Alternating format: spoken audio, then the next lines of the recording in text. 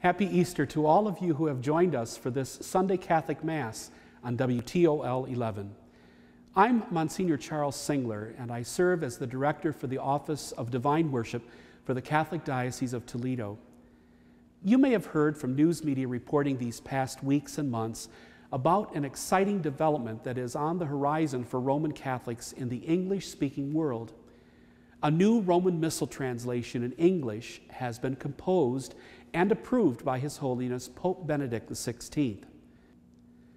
The Roman Missal is the liturgical book that contains all of the pertinent prayers and order for the celebration of Mass in the Catholic Church.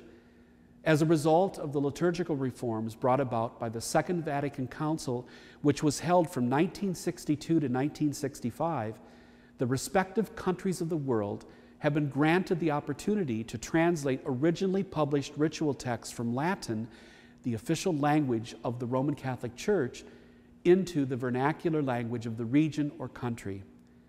This has been a welcome development for Catholics around the world for over 40 years.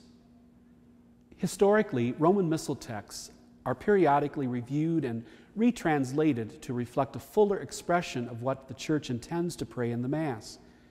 The same is true for the number of sacramental rites celebrated in the Catholic Church, such as the rite of baptism, or the rite of confirmation, or the rite of marriage, just to name a few. Translating Latin text into other languages can be a daunting task, since some words have a different meaning in one language from another. We Catholics hold that what we pray is in fact what we believe, and what we believe is reflected in the words we pray. With that in mind, well, you can imagine the task that was undertaken.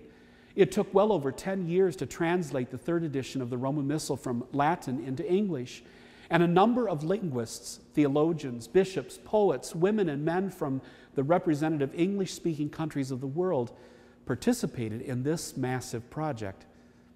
Thankfully, that work has now been completed and has received the approval of the Holy See in Rome. Once that permission was granted, the National Conference of Bishops from each of the English-speaking countries was to determine a publication and implementation date for their local region or nation. The United States Conference of Catholic Bishops has determined that on November 27, 2011, the first Sunday of Advent, Catholics in the United States will be using the new third edition of the Roman Missal for Mass. So what exactly can Catholics in the United States, and particularly in Northwest Ohio, expect in these changes? Let me begin by noting that there will not be anything changed in the order of the Mass. In other words, nothing is going to be altered in the pattern and structure of the Mass. The most noticeable change in the Mass will be what we say or sing in the common prayers of the priest celebrant and the responses of the people at Mass. Already, a number of composers of liturgical music have offered their expertise in response to the new translation by composing new and even familiar musical scores for the newly translated English texts. This will involve such sung parts as the Gloria, Holy, Holy, Holy, and memorial acclamations during the Eucharistic prayer. If you would like to understand more about the new Roman Missal that Catholics in the United States will be using on November 27th and following, log on to the United States Conference of Catholic Bishops website at usccb.org/Roman Missal, or visit our diocesan website at toledodiocese.org for information and additional links.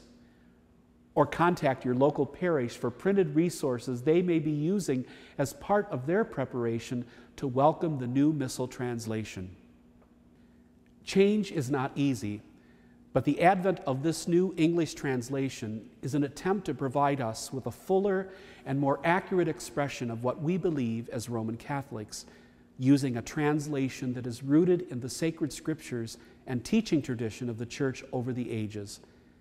It is an exciting time for Catholics in the English-speaking world.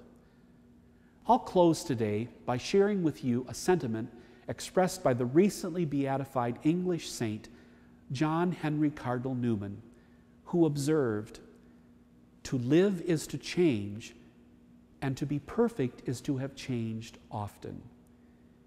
If we think about it, our life on earth and all the ways we have celebrated our faith in Jesus Christ over the course of time and history in the Mass are an attempt to strive for that ultimate perfection we hope to one day attain in heaven. God bless you.